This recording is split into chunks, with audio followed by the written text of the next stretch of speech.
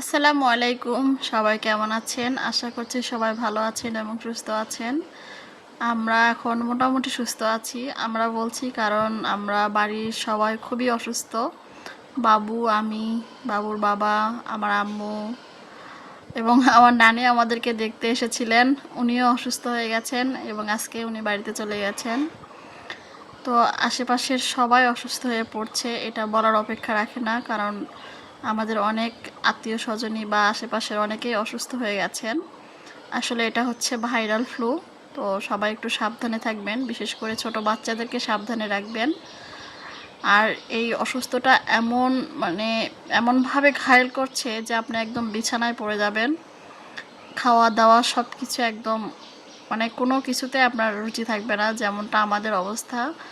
এবং আমরা খুবই বাজেভাবে একদম অসুস্থ হয়ে পড়েছি।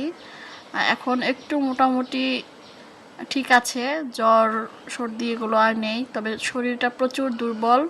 আসলে কিছুদিন যাবৎ একদমই খাওয়া দাওয়া করা যায়নি। তো যাই হোক, আমি ঠিকমতো কাজও করতে পারিনি ফেসবুকে। অনেকেই আমার শুভাকাঙ্ক্ষী যারা আছেন তারা মেসেঞ্জারে আমাকে নক করেছেন বা অনেকে কমেন্টেও জানতে চেয়েছেন যে আপু কী হয়েছে। আসলে অসুস্থ থাকার কারণে আসলে কাজ করা হয়নি, তবে খুব তাড়াতাড়ি কাজে ফিরবো।